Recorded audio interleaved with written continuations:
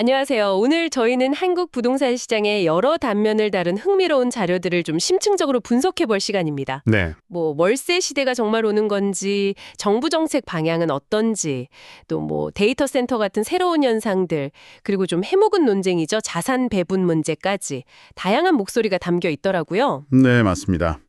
오늘 이 복잡한 정보들 속에서 핵심적인 변화의 줄기를 좀 짚어내고요.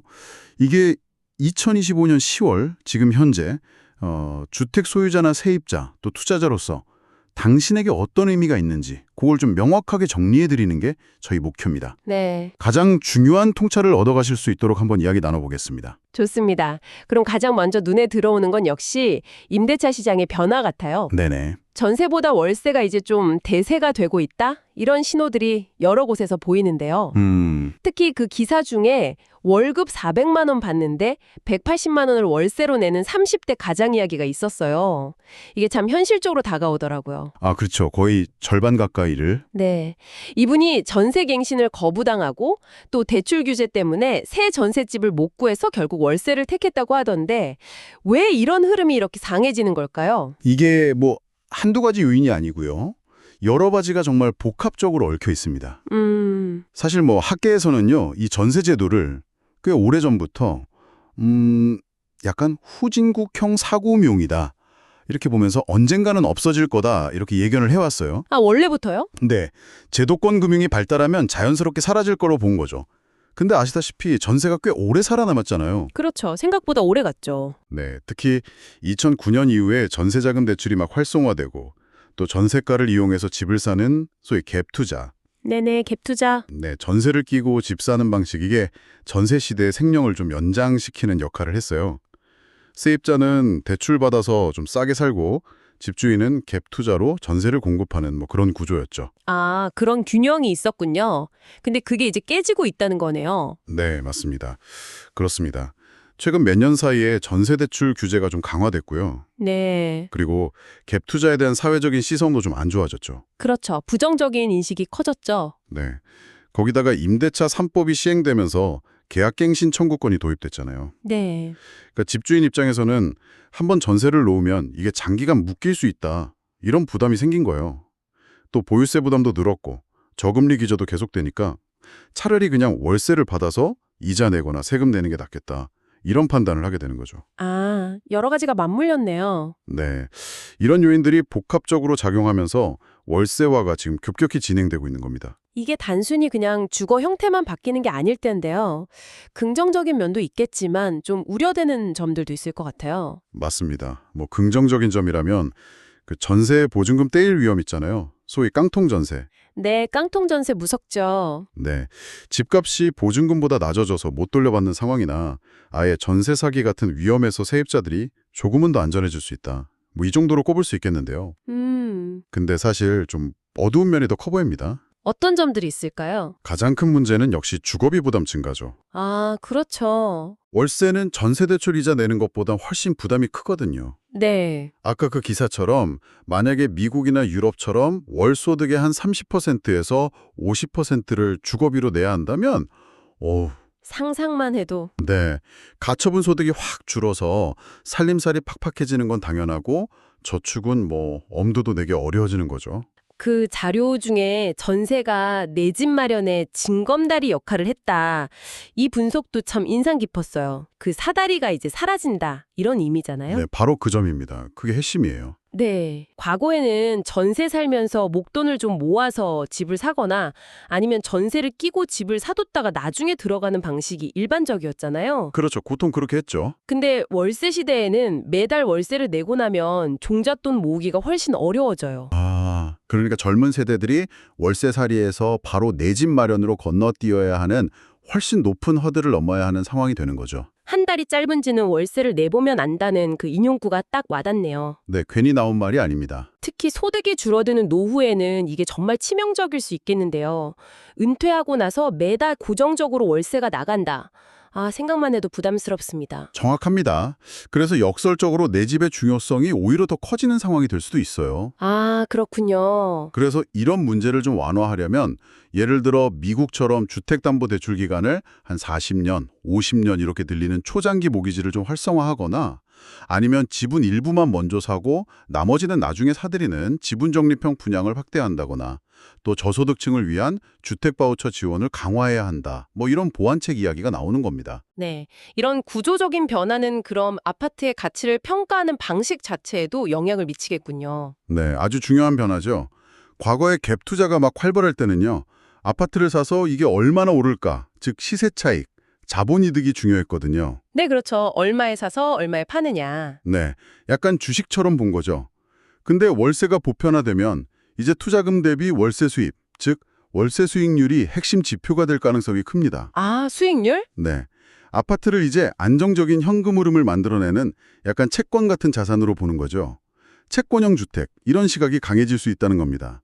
그래서 미래에 예상되는 월세 수입을 현재 가치로 환산해서 가격을 매기는 그런 수익환원법의 중요성이 커질 수 있습니다. 그렇다면 앞으로는 어떤 아파트의 가치가 더 높아질까요? 당연히 월세 수요자들이 선호하는 조건을 갖춘 아파트겠죠. 예를 들면요? 뭐 예를 들어 교통 편리한 더블 역세권이라든지 직장이 가까운 업무지구 옆에 있는 대단지 아니면 깨끗한 신축 아파트 이런 것들이 상대적으로 높은 월세 수익률을 기록할 가능성이 크죠. 아, 월세 잘 나오는 곳. 네, 이런 월세 잘 나오는 아파트랑 그렇지 않은 아파트 간의 가격 차이는 더 벌어질 수 있습니다. 따라서 앞으로는 단순히 시세 차익 가능성만 볼 게 아니라 나중에 내가 이걸 월세로 전환했을 때 수익성이 얼마나 나올까 이런 관점, 소위 월세 전환형 아파트 관점에서 집을 고르는 지혜가 필요해 보입니다. 네, 이런 흐름을 반영하듯이 서울에서는 월세 100만 원 넘는 거래가 거의 절반에 달하고 심지어 한날 월세가 4천만 원, 이런 초고가 월세 시장도 커지고 있다고요. 네, 4천만 원이면 와, 네. 강남을 넘어서 용산, 성수동까지 확산된다는데 이건 어떤 현상으로 봐야 할까요? 네, 월세 4천만 원이면 정말 웬만한 중형차 한 대 값이 매달 나가는 셈인데요. 그렇죠. 이런 초고가 월세는 주로 고소득 자영업자나 유명 연예인 아니면 외국계 기업 임원, 주재원 이런 분들이 주 수요층으로 파악됩니다. 이분들은 집을 소유할 때 따라오는 세금 부담, 뭐 취득세, 재산세, 종부세 이런 거는 관리하는 번거로움 대신에요. 차라리 높은 월세를 내더라도 최고급 주거 환경을 그냥 이용하겠다. 이런 경향을 보이는 거죠. 아, 소유보다는 이용의 가치를 두는 거군요. 네, 맞습니다. 소유보다는 이용 가치에 중점을 두는 거죠. 최근에 고급 주택 월세 매물이 좀 줄어든 것과 맞물려서 이런 현상은 당분간 계속될 가능성이 있어 보입니다. 특정 계층을 중심으로 주거에 대한 인식이 소유에서 이용으로 바뀌는 어떤 트렌드를 보여주는 사례라고 할 수 있겠습니다. 네. 시장이 이렇게 변화하니까 정부의 고민도 깊어질 것 같습니다. 특히 한강벨트, 그러니까 한강변 따라서 있는 인기 주거 지역들 중심으로 집값이 다시 좀 들썩이니까 정부가 강력한 종합대책 가능성까지 시사했어요. 어떤 카드를 좀 고려하고 있는 건가요? 네, 국토교통부 장관이 직접 나서서 시장 과열을 경고하면서 여러 정착 수단을 검토 중이다 이렇게 밝혔죠. 거론되는 방안들을 보면 특정 지역을 규제 지역으로 추가 지정하는 것, 아하. 규제 지역, 네. 네, 그리고 토지거래 허가 구역을 확대하는 것, 또 부동산 세제를 조정하는 것, 이런 것들이 있습니다. 규제 지역으로 지정되면 대출이 더 까다로워지는 거죠. 그렇습니다. 현재 비규제 지역은 LTV, 주택담보대출 비율이 50%인데 규제 지역이 되면 이게 40%로 강화됩니다. 네. 근데 이게 단순히 비율만 낮아지는 게 아니고요. 현재 6억 원인 대출 총액 한도보다 더 강력한 규제가 될 수도 있어요. 예를 들면요? 예를 들어서 마포구 아파트 평균 가격이 한 12억 8천만 원 정도 되는데 여기가 만약 규제 지역이 되면 LTV 40%를 적용했을 때 대출 가능액이 지금처럼 6억 원이 아니라 약 5억 1천만 원으로 줄어듭니다. 아, 꽤 줄어드네요. 네, 그러니까 15억 원 이하 주택에 대한 대출 문턱이 더 높아지는 효과가 있는 거죠. 다만 그 토지거래 허가구역 확대는 법을 개정해야 해서 당장 시행되기는 좀 어려울 수 있습니다. 세금 문제도 늘 뜨거운 감자인데요. 특히 똘똘한 한 채, 그러니까 다주택 정리하고 비싼 집 한 채만 가지려는 현상을 부추긴다, 이런 지적이 있었잖아요. 맞습니다. 현행 세제가 다주택자한테는 중과세를 하고 1주택자한테는 장기보유공제 혜택을 크게 주다 보니까 그런 결과가 나타났다. 이런 분석이 많아요. 네. 그래서 전문가들 사이에서는 이제 주택 수가 아니라 주택 가액, 그러니까 총액 기준으로 세제를 개편해야 한다. 이런 주장도 있고요. 반대로 다주택자 양도세를 좀 완화해서 매물이 나오게 해야 한다. 이런 주장도 엇갈립니다. 정부 입장은 어떤가요? 장관은 개인적으로는 보유세 인상에 찬성한다. 뭐 이런 입장을 내비치기도 했는데요. 근데 또 내년에 지방선거도 있고 하니까 1주택자들의 조세 저항을 생각하면 큰 폭의 세제 개편은 쉽지 않을 거다. 이런 전망이 좀 우세합니다. 아, 어렵네요. 네.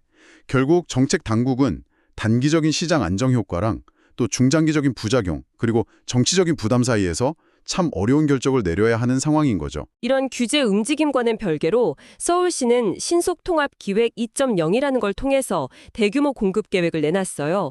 이게 민간 개발을 공공이 지원해서 속도를 높이는 모델이라는데 네네. 2031년까지 최대 39만 호 착공이다. 규모는 엄청난데 이게 시장 불안 심리를 좀 잠재울 수 있을까요? 계획 규모는 정말 크죠. 근데 시장에서는 당장의 효과에 대해서는 약간 좀 회의적인 반응이에요. 왜 그런 거죠? 아무래도 재개발, 재건축이라는 게 워낙 변수가 많잖아요. 그렇죠. 그래서 계획대로 정말 6년 안에 실제 착공까지 이어지기가 어렵다. 이런 지적이 많습니다.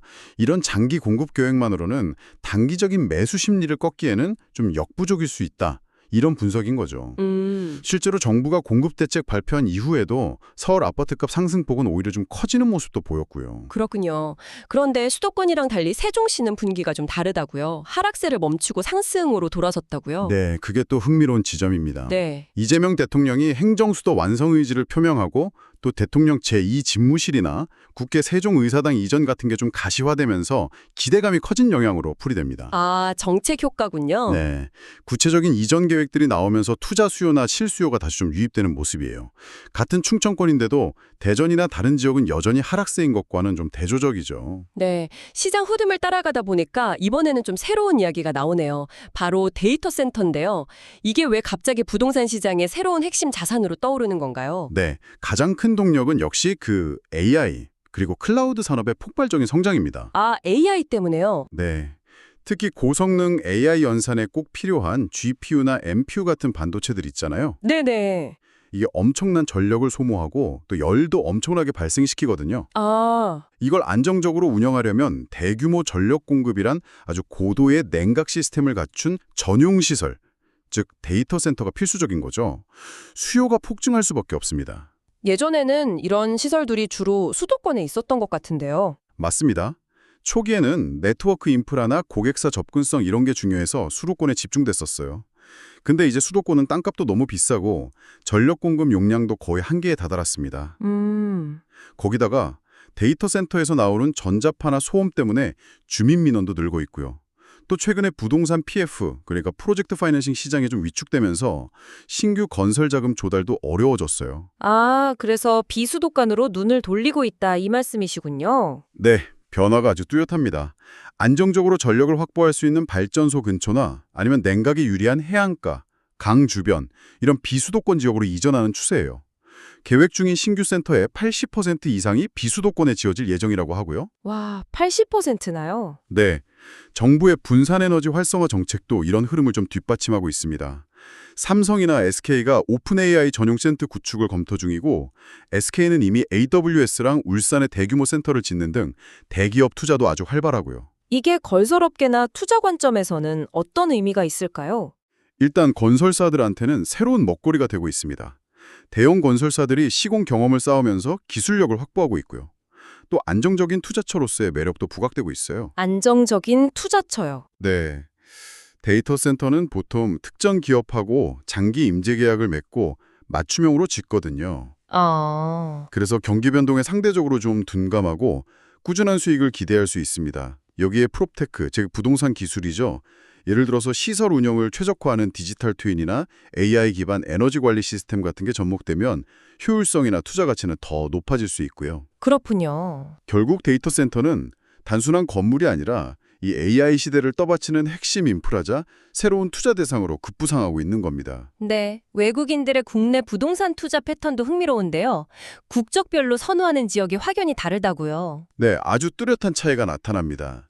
자료를 보니까 서울 아파트를 소유한 외국인 중에 거의 절반 가까이 45.4%가 미국인이래요. 와, 미국인이 제일 많군요. 네. 근데 이분들은 주로 강남 3구나 용산 같은 소위 한강 벨트에 집중 투자하는 경향을 보입니다. 아무래도 글로벌 기업 주재원이나 외교관 등으로 추정되는데 업무나 교육, 생활 인프라가 잘 갖춰진 곳을 선호하는 거로 분석돼요. 그럼 다른 국적은요? 2위가 중국인인데요. 한 20% 정도 됩니다. 근데 중국인들은 구로나 영등포, 금천 같은 서남권 지역에 주로 투자해요. 아, 지역이 다르네요. 네. 이 지역들은 상대적으로 집값이 좀 저렴하고 교통이 편리하고요. 또 기존에 형성된 중국인 커뮤니티 영향도 있는 걸로 보입니다. 그런데 이들 외국인 투자자 중에 상당수가 검은 머리 외국인, 그러니까 해외 국적을 가진 교포일 가능성도 있다는 지적이 있네요. 네, 그런 분석이 꾸준히 제기되고 있습니다. 실제로 국세청 조사에서도 편법 취득 사례 중에 한국계 비율이 높게 나타나기도 했고요. 물론 정당한 실거주나 재외국민의 권리는 보호해야겠지만 투기성 자본 유입을 막기 위한 어떤 제도적인 장치가 필요하다, 이런 목소리가 나오는 배경입니다. 네. 그리고 명절 밥상머리 단골 주제였다는 부동산 증여 이야기도 좀 살펴보죠. 요즘 왜 이 고민이 더 깊어지는 걸까요? 가장 큰 이유는 역시 세금이죠. 아, 세금. 네, 다주택자에 대한 보유세, 그러니까 재산세랑 종부세, 그리고 양도세 부담이 커지면서 이걸 좀 피하려고 미리 자녀에게 증여하려는 수요가 늘었습니다. 또 미래에 내야 할 상속세 부담을 줄이려는 목적도 크고요. 네. 실제로 지난해 부동산 증여 건수가 역대 최대를 기록했고 올해도 거래는 절벽인데 증여는 꾸준히 이어지고 있다고 해요. 그리고 부동산 가격이 좀 하락했을 때 증여하면 증여세 과세 기준 금액이 낮아지니까 절세 효과를 볼 수 있다는 점도 영향을 미치고요. 하지만 증여에도 고려해야 할 점이 많다고 하던데요. 물론입니다. 일단은 증여세 자체가 만만치 않아요. 성인 자녀한테는 10년간 5천만 원까지만 공제되거든요. 네, 그렇죠. 그리고 2월 과세라는 좀 복병도 있습니다. 2월 과세요. 그건 뭔가요? 증여받은 집을 5년 안에 팔 경우에요. 세금 계산할 때 증여받은 시점 가격이 아니라 부모님이 처음 그 집을 샀던 가격을 기준으로 양도 차익을 따져요. 아, 그럼 세금이 엄청날 수도 있겠네요. 네, 예상보다 훨씬 많은 세금을 낼 수 있습니다. 그리고 무엇보다 중요한 건 부모 세대가 본인의 노후 자금 계획 없이 무리하게 증여했다가 나중에 어려움을 겪는 경우도 있다는 점이에요. 그게 제일 중요하겠네요. 네, 단순히 세금 문제만 볼 게 아니라 가족 간에 충분히 합의하고 장기적인 자금 계획을 세우는 게 필수적입니다. 네. 마지막으로 아주 흥미로운 관점의 기고문이 있었습니다. 오랫동안 한국 가계자산이 부동산에 너무 쏠려 있다. 집 팔아서 주식에 투자해야 한다. 이런 주장이 많았잖아요. 네네, 그렇죠. 여기에 정면으로 반박하는 내용이더라고요. 네, 김학렬 소장님의 글인데요. 핵심 주장은 원인과 결과가 뒤바뀌었다는 겁니다. 원인과 결과가 뒤바뀌었다. 네, 사람들이 부동산을 선호하는 게 문제가 아니라 한국 주식시장을 신뢰할 수 없기 때문에 어쩔 수 없이 안전자산으로 보이는 부동산으로 돈이 몰렸다는 거죠. 아, 주식시장에 대한 불신 때문이라는 거군요. 어떤 점들을 문제에 삼는 건가요? 여러 가지 구조적인 문제를 지적합니다.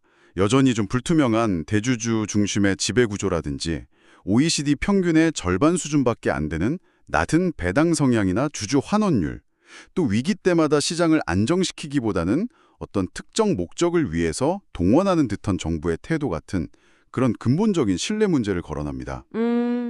이런 환경에서 누가 장기적으로 주식에 투자하려고 하겠냐, 이런 반문인 거죠. 미국처럼 금융자산 비중을 늘려야 한다는 주장에도 비판적이던데요. 그렇습니다. 미국은 401k 같은 강력한 퇴직연금 제도도 있고 기업의 매칭 시스템, 투명한 시장 인프라, 이런 금융 투자를 뒷받침하는 제도적 기반이 탄탄한데 한국은 상황이 전혀 다르다는 겁니다.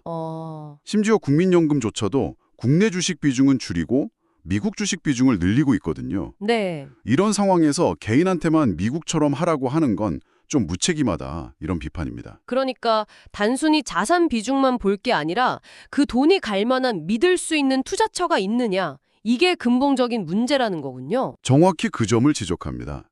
특히 노년층에게 똘똘한 한 채는 투기 목적이 아니라 주거비 상승 위험을 막는 거의 유일한 생존 수단일 수 있잖아요. 그렇죠. 근데 이걸 팔아서 변동성 큰 주식 시장에 들어가라고 하는 건 노후 불안을 더 가중시키는 발상이라는 거죠. 지난 몇 년간 강력한 부동산 규제로 시장을 떠났던 자금조차 국내 주식 시장으로 간 게 아니라 미국 주식이나 달러, 금 같은 다른 신뢰할 수 있는 자산으로 흘러갔다는 사실이 이걸 증명한다고 주장합니다. 설득력 있네요. 네, 결국 해결책은 부동산을 누르는 게 아니라 주식시장의 체질을 개선하는 것, 즉 투자자들이 믿고 장기 투자할 수 있는 환경을 만드는 것이 먼저라는 겁니다. 믿음을 옮겨야 자산이 옮겨간다는 메시지가 핵심이죠. 네, 오늘 정말 다양한 시각에서 한국 부동산 시장의 변화와 쟁점들을 깊이 있게 살펴봤습니다.